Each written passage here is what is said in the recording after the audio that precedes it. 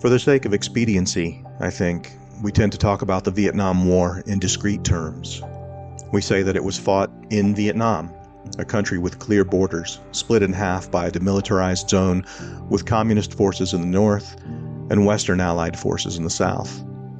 But of course, it was never really that simple. The conflict spilled across borders with China, Thailand, Cambodia, and Laos, involving people from all of those countries, as well as the Russians, the Burmese, even some holdovers from France's colonial days. The Hmong people, indigenous mountain dwellers spread across East and Southeast Asia, who played a key role in resisting North Vietnamese communists in Laos, are rarely mentioned or even understood because, well, they're not a country. And we've historically talked about wars as something that happens among or within countries.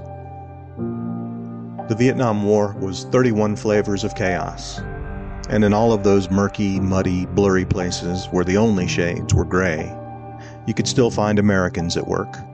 U.S. Special Forces recruited and trained the Hmong people in Laos.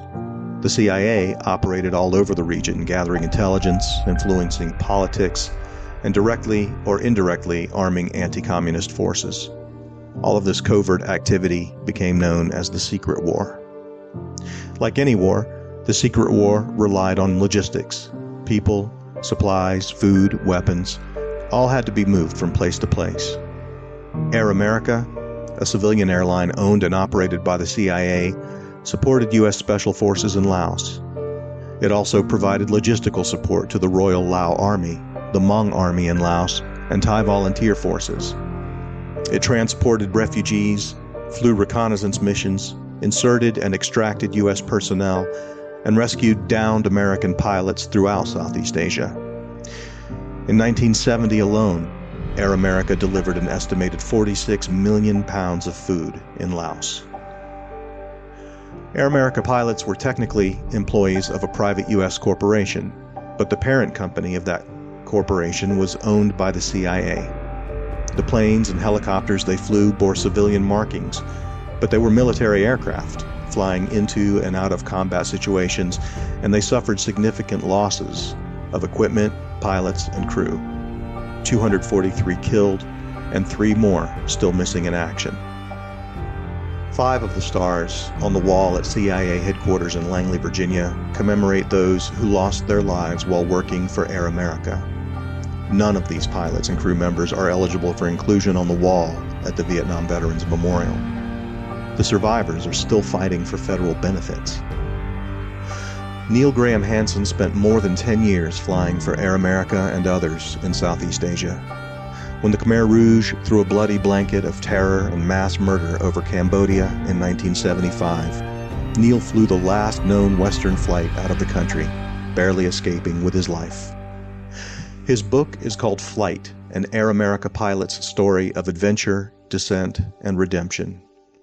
I just finished it, and I read most of it with my jaw in my lap. Stick around.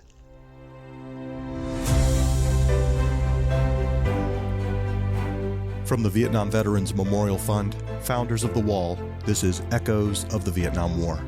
I'm your host, Michael Crone, bringing you stories of service, sacrifice, and healing from people who still feel the impact of that conflict more than 50 years later.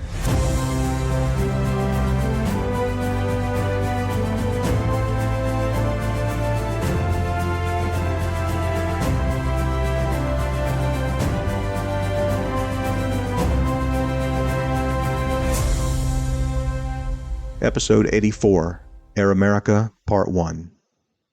Right after this. Hi, I'm Anne Margaret. I went to Vietnam to entertain the troops in 1966 and 1968. My guys, my gentlemen, if you lived through the Vietnam War era, you know the impact that the war had. But today, we are in danger of history being lost. Current generations know very little about the war, or the people who served. As more of our Vietnam vets pass away each day, their stories are being lost to history. Together, we can change that. The Vietnam Veterans Memorial Fund is the organization that built the wall. It works to ensure that future generations will understand the war's impact. Let's help keep the promise that the wall was built on. Never forget. Visit vvmf.org to find out how you can get involved. Neil Hansen spoke to me via Zoom from his home in Oshkosh, Wisconsin. For people who may not be familiar with Air America or who are only familiar with it through the movie with Robert Mel Downey Gibson. Jr. and Mel Gibson, give us a clearer sense of what Air America was and why it was important in Southeast Asia. Air America, of course, had its legs back into mainland China when General Claire Chennault left the military after World War II, and he remained in China and developed an airline there called CNAC.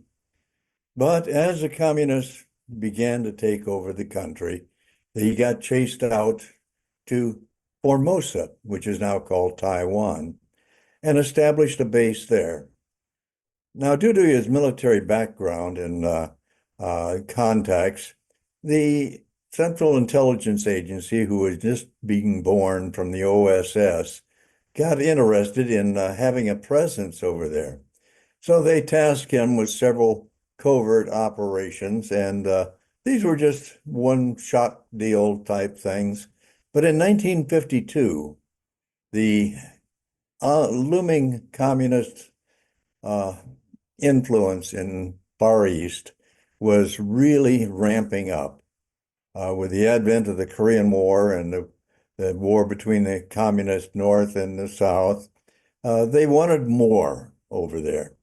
So they bought Air America. Actually, they bought a conglomerate of companies. Air America was only one of the facets. Civil Air Transport was a flag carrier for Formosa, or the Republic of China, as they called themselves, and it had the flag on the tail of the airplane. And also, they invested in a thing called Southern Air Transport Pacific Division out of Japan, which was flying Stars and Stripes and troops throughout the Far East. And of course, Air America began its journey up the ladder. As far as income goes, a maintenance base was established in Tainan, the southern part of Formosa or Taiwan, and it employed 9,000 people repairing Air Force airplanes, and of course, the ones that we had. Now, the ones that we had were not American registry. They were Chinese registry or Laotian registry. So that all of these airplanes, if they were found in a country or a place they weren't supposed to be, the agency had plausible deniability, which is a wonderful term that could put you in a lot of trouble at times. Yeah. Now, when you say the CIA, formerly the OSS, right, became the CIA, and then they bought this conglomerate of airlines, Right. because they wanted a larger presence, was it simply like intelligence gathering? Why did they want this fleet of airplanes? They needed that to resupply the troops who were anti-communist, Got it. which South Vietnam, the Laotian government, there was communist Laotians, and there was also pro-democratic Laotians. Mm-hmm. And one more. Everybody had a piece of action. Yeah. Yeah, it was like the cantina scene in Star Wars, right? That's right. Exactly. So you mentioned that the United States was not supposed to have a presence there. Can you clarify that a little more? Yes, they didn't want to be caught encroaching into the communist arena or airdropping supplies or agents into China. So they had this thing where you had Chinese registered airplanes and Laotian registered airplanes. It wasn't an American airplane. They had plausible deniability if it was crashed or found somewhere other than where it's supposed to be. One of the earliest one was in 1947. The Civil Air Transport was tasked with airdropping two agents into China. And this whole cover had been blown and they didn't know it. So when the DC-3 arrived over the spot they were going to drop these agents into, they got fired upon and the airplane got shot down and Snotty, the pilot, was killed. However, the two agents, Downey and Fechtow, they were captured by the Chinese and they spent 20 years in a Chinese prison until Nixon went to China and admitted they were Americans, and they simply let them go. It's kind of a face-saving thing, which is a little convoluted in the way we think. 20 years in a Chinese prison. That's right. Wow. So, as things started to heat up in Vietnam, how did the role of Air America and those sister airlines change in Southeast Asia? It changed in many ways. During the French occupation of Vietnam and their the fire bases that was being shelled by the Viet Minh, as they called themselves at that time, from the hillsides, the French did not have any cargo aircraft to do airdrops to resupply their fire bases. So they got our guys to fly C-119s with French registration on them to airdrop to these fire bases. And George McGovern and Wallace Buford got shot down on one of those missions and crashed across the border into Laos. French loadmaster in the back did survive the crash, and he ended up retiring from the military in Paris as a full colonel. Hmm. And the remains of that, there was a documentary done where the people went into the crash site, but DNA was not a thing back in those days, and they were not able to identify any of the casualties there, but they found pieces of the airplane that had not been turned into pots and pans and things like that by the villagers. Mm-hmm. And they identified the site. But to get the full picture there of how the Frenchmen survived, and there was one other local Vietnamese loadmaster on board that survived. What happened there? I understand he died from his injuries in that crash. You're saying that Air America was involved there really before any American advisors or troops. I mean, you guys were really there before. Yes. When you say first, when you say first in, last out, that's exactly right. It's literal. Mm-hmm. So we were there supporting the French. That's right. Okay. For some strange reason, if we would, Ho Chi Minh really wanted American support, and if the U.S. would have thrown in with him, none of this would have come to pass. But no, we're going to support the French, which I didn't think that was a wise move myself, but that's politics, and you can't argue with the people that are shuffling the papers in DC that are not there. They're going to do whatever they think is the right thing to do. Mm-hmm. Let's switch over to you. I'd like to talk a little bit about your history with aviation. First of all, where did you grow up, Neil? I grew up in northern Michigan, a little town called Interlaken. Uh-huh. Back then, we had no electricity. We had no central heat or bathrooms inside the house. In the wintertime, you had to slog through a path to the outhouse. And usually from September till May, you wore the same clothes because there was no showers or running hot water or anything. The only thing you had as far as hot water was water back on a wood stove. And we cooked on a wood stove. No radio, and of course, no electricity. So we didn't really know what the rest of the outside world was doing. We'd get magazines that were discarded by tourists in the campsites, and that was my main reading material, other than the one-room schoolhouse that I'd walk from our house, about a mile and a half to the school, and it had no electricity nor inside plumbing. You had outhouses, and I'm quite sure the odor in there was pretty rank because we all didn't smell very good Right. after being bathless for months. But you got used to that. We Environment. ate things that people today would kind of thumb their nose at, Mm. such as uh, uh, muskrat. That was really good meat, and that was fresh off the trap line, and of course, fish out of the lake. And one of the great prizes I found in the fish in early spring was the roe that was on them, and that was very tasty. Dip it in an egg batter and fry it, and boy, that was delicious for breakfast. But the smoked meats, I think they're claiming they have all kinds of carcinogens in it, but I don't know, they tasted awful good. Well, And and you as had to have a far as way to preserve things, right? Like, that's right. yeah. And of course, for insect control, we had DDT in a pump spray can that you'd spray around the kitchen. You know, What?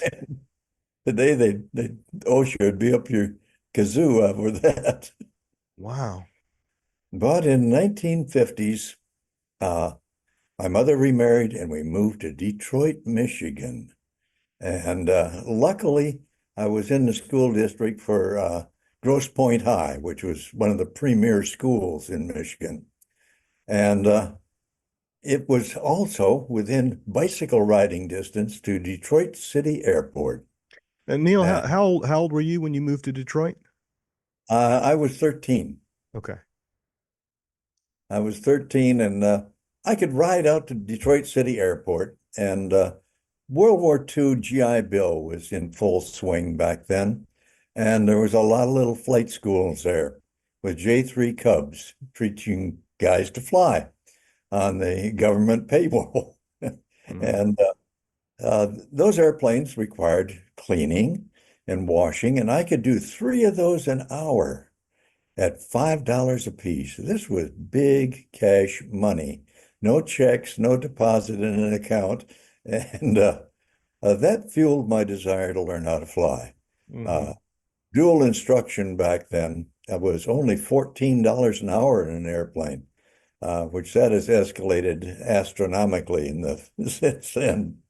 But I ended up soloing and kept saving my money and washing airplanes and developed a bank account of $1,300, which I used to buy a Cessna 140 up in Cadillac, Michigan. How old With were you when you it, bought that Cessna? I was 17. 17 years old, you bought a plane. That's right. Man, you're a long way from the outhouse now. That's right. Indoor plumbing, all the rest of that good You know, stuff. you're getting a great education. You're living in a major city. You're That's right. 17 years old. You own an airplane. I'm just curious about what that transition was like for you. You must have learned a lot about yourself and your ability to adapt. Yes, I did.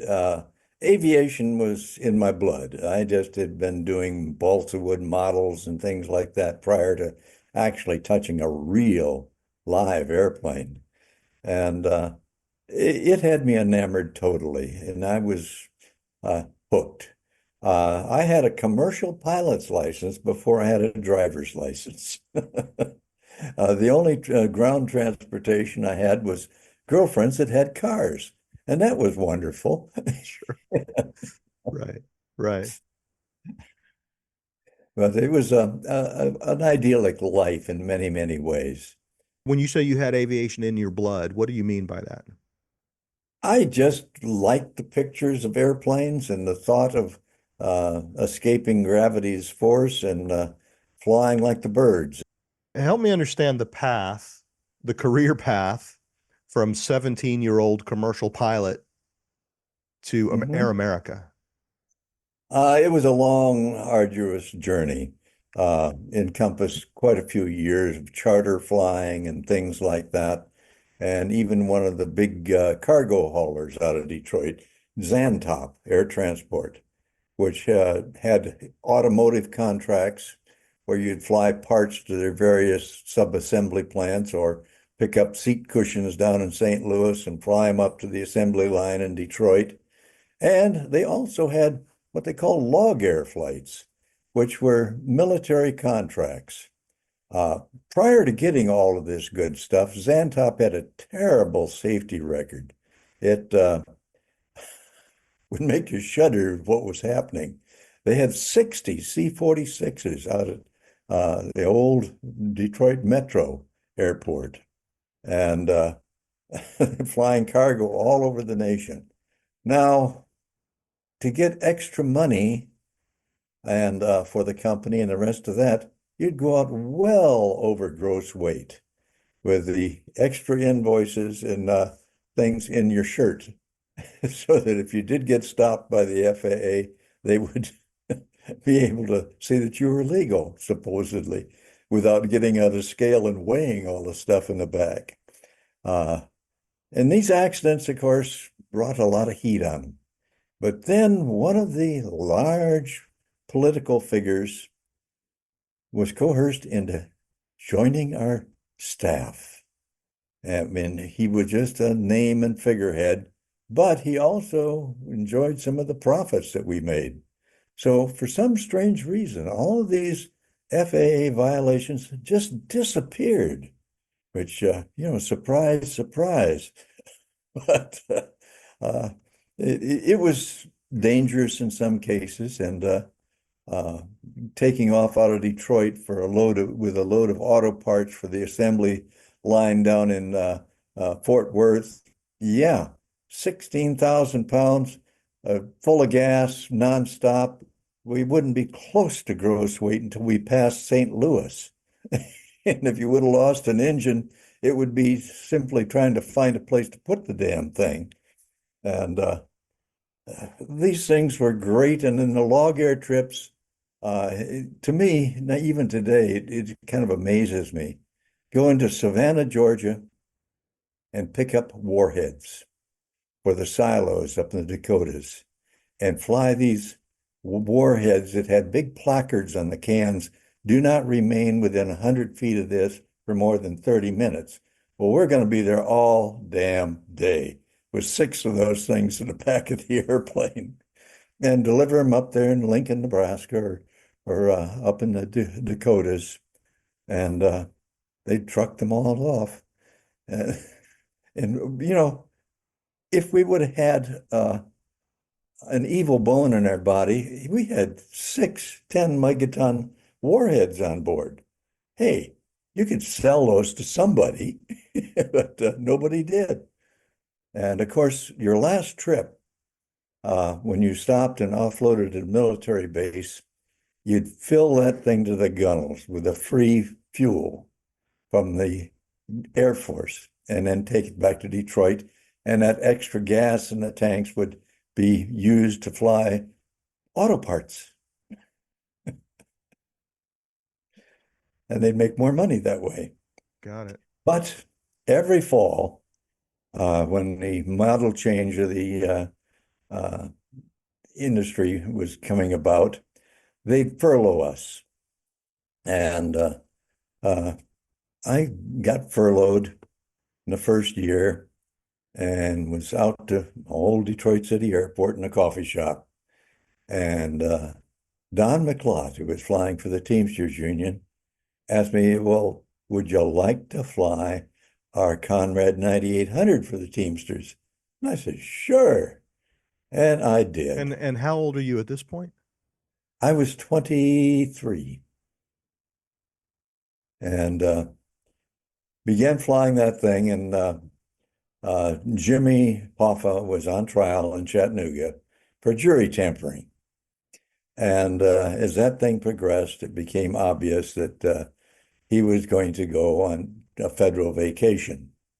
But it was also an education in how our Justice Department works. Every time I'd leave the hotel, there'd be a guy in a trench coat following me and turn around and say, hey, are you FBI? And oh no, and he'd turn around and walk away. And another trench coat would follow, start following you. And even the house up in Detroit, middle of winter, 25 below zero. and you look out front and there's a car idling across the street. And finally go out and knock on his window. Would I come in for a cup of coffee? Oh, no, I'm waiting for somebody. And he'd smoke off and another car would come in, just trying to watch what I'm doing. And of course, I would harass them too. And they But were interested in you because you flew for the Teamsters. that's exactly right. Okay. And we didn't file flight plans if we didn't have to. Or if we did file a flight plan, we'd file it to a little podunk airport where we hoped there was no telephone or any place for them to get inside and wait. And, so they then change your destination en route and go to where you wanted to go. And I'd call and check the weather in Mexico City constantly. And you knew that they'd get excited about that. So you're not only getting valuable cockpit experience, Oh, yes. you're getting valuable kind of covert experience as well. That's exactly right. And I think that's what made me attractive to the agency. Mm. Let's take a short break. Stick around. Let's talk about the wall for a minute. It is widely considered to be the memorial that changed memorials forever. Its design invites a level of engagement, of introspection, of reverence that no fountain, no statue of a cannon or a man on a horse could ever match. The volunteers who work there often talk about wall magic, that unexpected, often spiritual connection or discovery that happens when you visit the Vietnam Veterans Memorial. It's one of the reasons why the wall's design has inspired so many other memorials around the world. Of course, there is one little problem with the wall's design. 140 panels of polished black granite aren't exactly portable. So, unless you can get yourself to Washington, D.C., how are you supposed to experience wall magic for yourself? Well, guess what? We already thought of that. In 1996, VVMF unveiled an exact replica of the wall that could be packed into an 18-wheeler and hauled to cities and towns all across America. Since then, the wall that heals has been displayed in nearly 700 communities throughout the nation, spreading the healing legacy of the Vietnam Veterans Memorial to millions of visitors. Sure, there are other versions of the wall that travel around the country, but the wall that heals is the only one that is an exact replica of the one in Washington, created and maintained by the same organization that built the wall in the first place. And not only that, the wall that heals is accompanied and curated by VVMF employees who work with host communities to ensure that the experience is as close as possible to the real thing. And that includes wall magic. But you don't have to take my word for it. You can check out episode 15 of this podcast to learn what happens to people's hearts when this traveling exhibit rolls into a real-life American community. The Wall That Heals and the Mobile Education Center that travels with it will be in Dahlonega, Georgia, October 31 through November 3.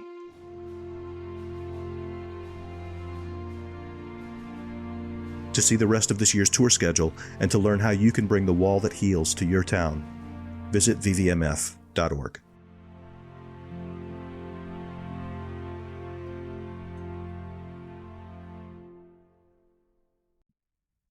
And when did they come knocking?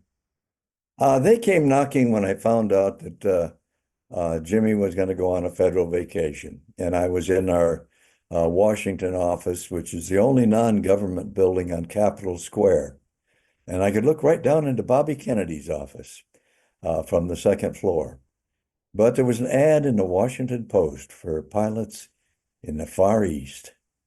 And I answered that ad. I'll bet you did. That sounded pretty good to you, I bet. Yeah, I'm getting the hell out of Dodge and out of the field of fire, maybe. Mm-hmm. And well, plus you just seem to have an appetite for adventure. yes, you did exotic. back in those days. Aviation was in its infancy. Mm-hmm. Now you've got radar everywhere. Back then, there was no radar except a few places around Atlanta. New York, as you know, did not have much of anything because they had that midair with a TWA Constellation and a United jet over Brooklyn. Mm, And you gave them positions based on what you thought you were. mm, And it had to make estimates for each checkpoint. If you're over 3 minutes off, you had to call them and let them know that you're going to be late or early. And this was really a crude way of air traffic control, but it did work. There was mid-airs, one over the Grand Canyon.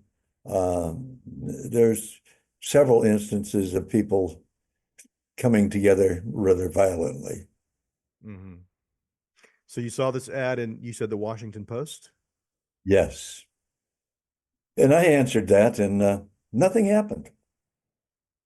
A couple of weeks later, I was back in DC. So I called this office that I'd sent the application to on K Street, and an H.H. Dawson answered the phone. And I said, "Did you get my application?" "Yeah."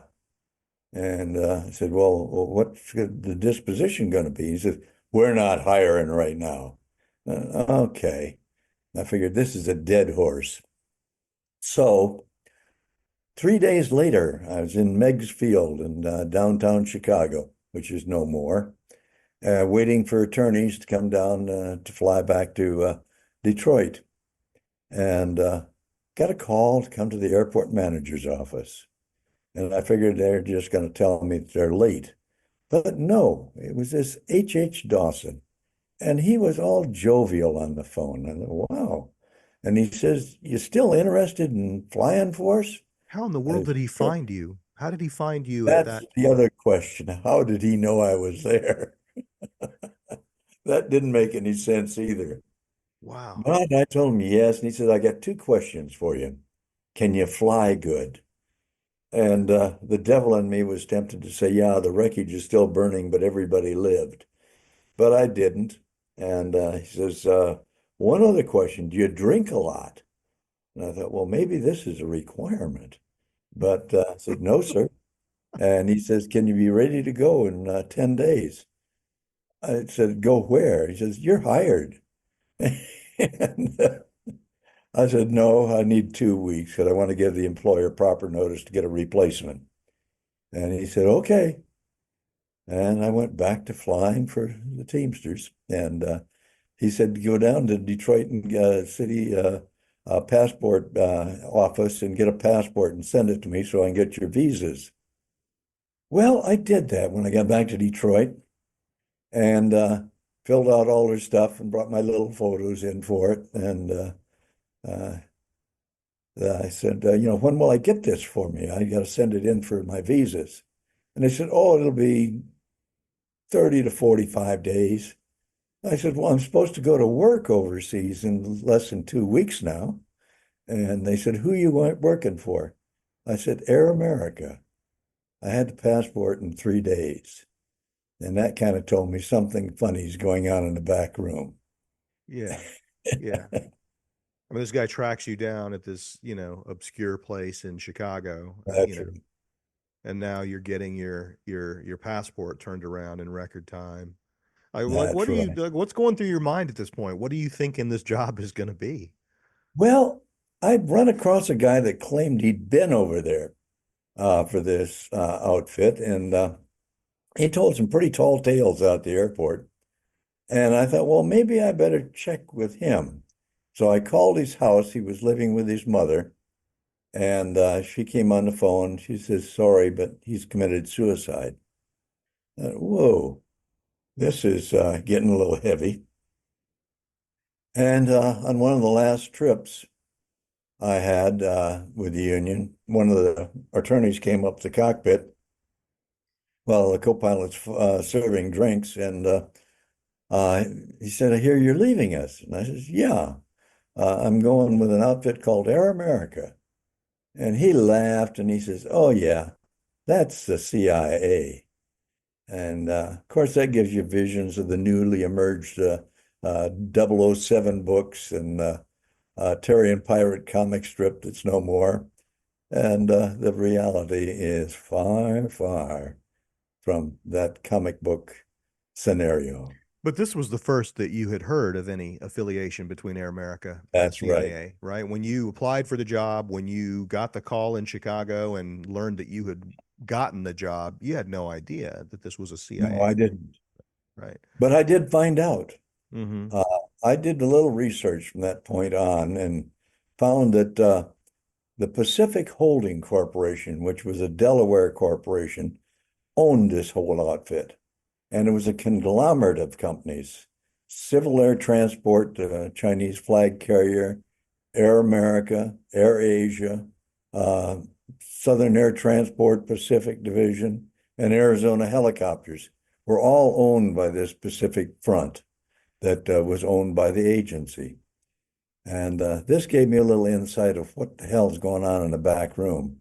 So I knew a lot more than some of the guys that hired on later. Nobody ever said that you were being employed by the agency, but your paycheck was deposited in a Bank of America in LA, and that's where your paycheck went to, and you could draw it from there. This is back in the days, long before credit cards and everything else. Everything pretty much from that point on was cash. Mm. And then I got the tickets in the mail, and they were first class, Northwest Orient, as far as Tokyo, Japan, and then tickets on Civil Air Transport, the Cat Jet, out of Tokyo to Taipei. And first class, I'd never ridden first class before, but that was really kind of a kick in the butt. It was pretty nice. You had more stews than passengers up front. And there was one other fella on board also going over there to work for Air America, and also another fellow that kind of stood away from us. He was in another seat, and he was going to be one of the load masters, or as we called, kickers, that shoved the cargo or controlled the cargo in the back of the airplane. But first class was really great, and stewardess finally got tired of bringing us a scotch, so she just gave us the bottle. And got to Tokyo in a kind of a bleary haze It's a and down. long flight, but Yeah, it especially is. during, It yeah. really is. Well, we had a fuel stop in Anchorage, Alaska, Mm-hmm. and this was just after the big quake up there, and the whole place was in shambles. The tower was destroyed and leaning over, and just filled it with motion lotion, as they called the jet fuel back in those days, and off to Tokyo, Japan. Mm. And how long were you in Tokyo before you continued on? Overnight. And the Overnight. next day, back out to the field. And this was the days before jetways and things like that. And you walked across a ramp and up a boarding ladder to the airplane. Now, the Cat Jet was so spectacular. It had been polished to a mirror finish, and a large dragon, five-toed dragon on the side of the airplane, and of course, the Republic of China flag on the tail. This was impressive. And the stewardesses, China dolls. And they had a boarding uniform, they had a serving uniform, and they had a departure uniform that they go through before you got off the airplane. So there were costume changes among the flight. Yeah, there was costume changes 3 times. Amazing. Amazing. Yeah, it was amazing. And then Taipei, that is another adventure into the Far East. We were staying in a hotel called the First Hotel. In Chinese, it's called a T.E. Fontaine. And it was an inspired box. And I got a room upstairs on the inside corridor of the hotel. And I got in the room and jumped on the bed, and I learned one thing: mattresses are almost non-existent in that particular hotel, and about broke my tooth slamming into the hard surface of the thing. Mm-hmm. And the other thing was there was a frosted window with light, and I thought, it's night here. Why is there light in my window? And it was light from the hall. I had an inside room that you had a view of the hall. Well, you didn't have a view, but you had that light coming in from the hall. Mm-hmm. But matriculation into the system went downtown to the CAT offices and got to meet the chief pilot, Don Teeters, and Boyd, who was one of the vice presidents. But everybody else was Chinese, So I'm including I'm the I'm I'm, medical staff. I'm curious, Neil. By now you figured out that, or at least you have some sort of strong suspicion that this is a CIA owned airline that you're going to work That's right. for. I knew that. Um, I mean, do you have, well, how much of an idea do you have about what you're doing there? Like what your job's going to be? Didn't really know, other than the vague allusions to operating in a war zone and your pay scale that we were told. Initially, everybody was hired as a co-pilot or a first officer. It's $750 a month. We weren't getting rich on this, but it was all tax-free, which is a good thing. Uh, and if you made captain, you got $1,050 a month. And one other thing that was in the thing was if you're getting shot at as a co-pilot, you get $5 an hour extra. Or if you're a captain, you get $10 an hour extra for the same bullet. And this was quite a disparity, really. And of course, different stations had different housing allowances that they'd give you to help with the bed and breakfast type thing. Mhm. But this was illuminating. And the other thing that was illuminating, we also all had to take a physical and ground school to get a Chinese license. The physical was from actually Chiang Kai-shek's son-in-law, and he headed the medical department, and all our medical department was Chinese. We had no American doctors or flight surgeons at all. Then you went to Chinese ground school, so you get a Chinese license. Now, some of the guys that were there with me poo-pooed at this idea, but I kind of figured, that's not the thing to poo-poo about. Look where the hell you are. You're in the Republic of China, so better pay attention. Mhm. And I had one young lady behind the desk at the hotel that coached me in the proper procedures to go about. And that was to show respect. Because as a round eye American, I have no face. So I have to show respect for their system. And to take the test when you were given it in their office with both hands, which shows it's important. Sit right in front of them. Don't hide in the back of the room.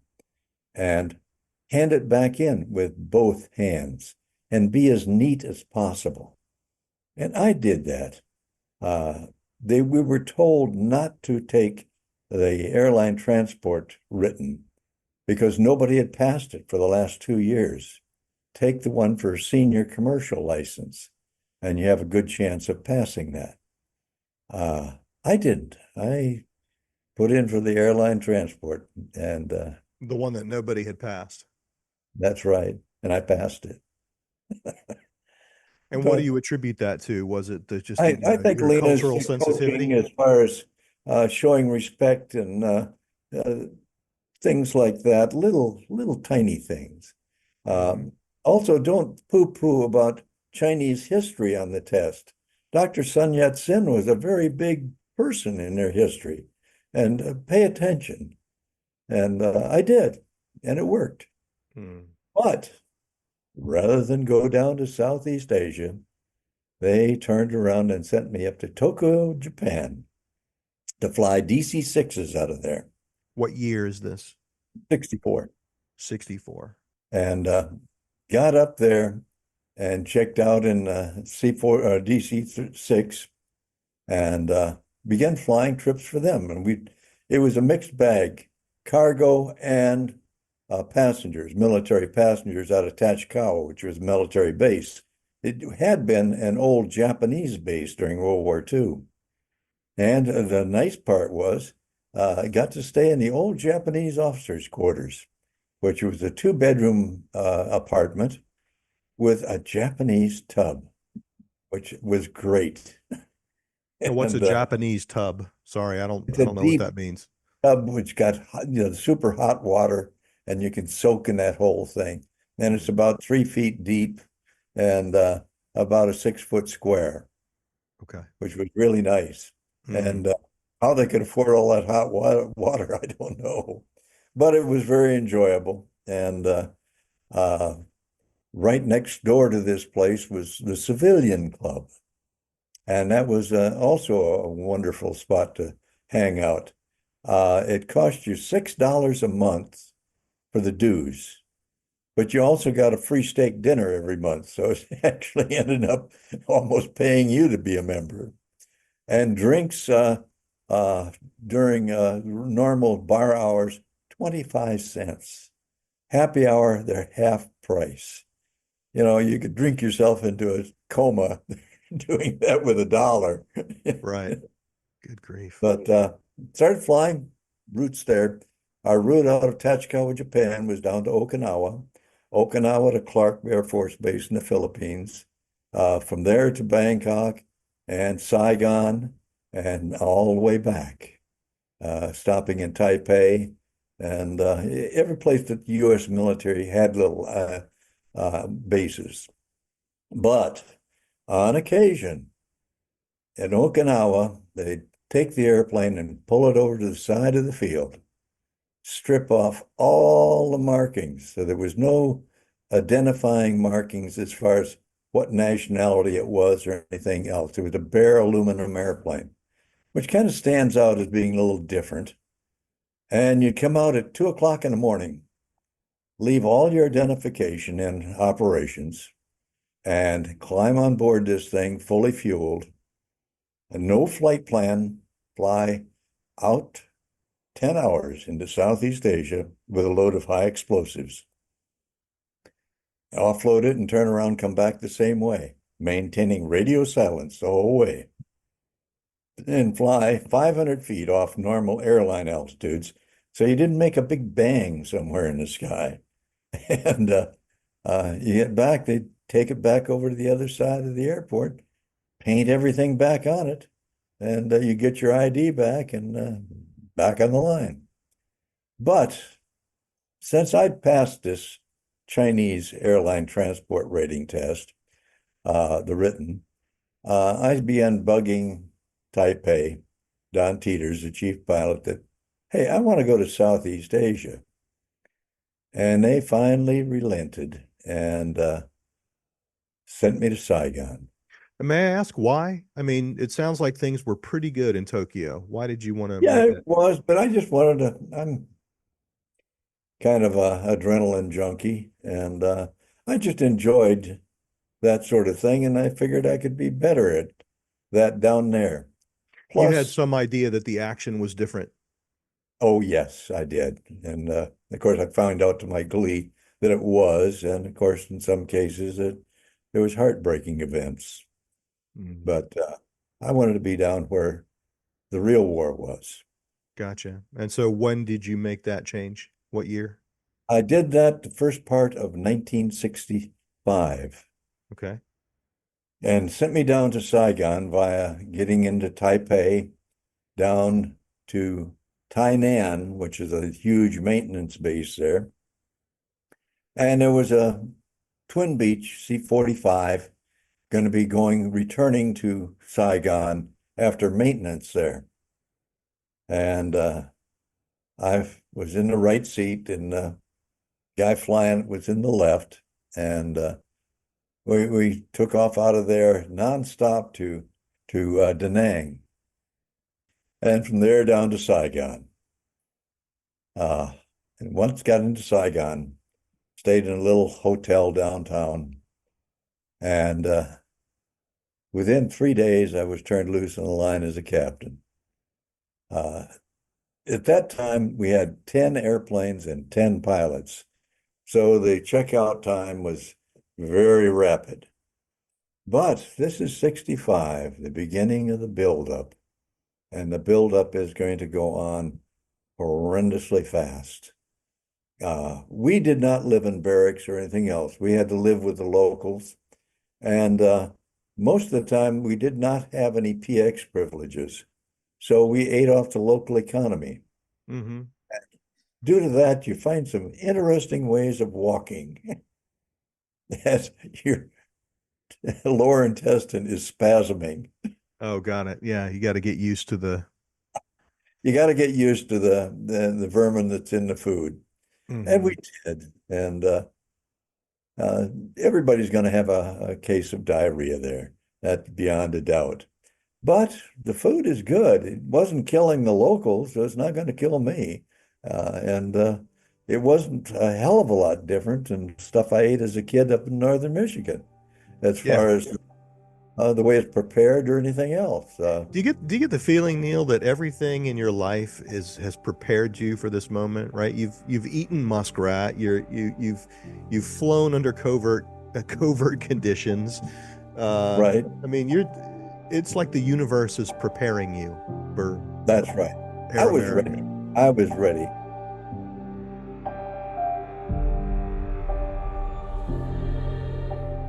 We'll be back in 2 weeks with the second half of my interview with Neil Hansen, whose book, Flight, an Air America pilot's story of adventure, descent, and redemption, is available on Amazon. See you then.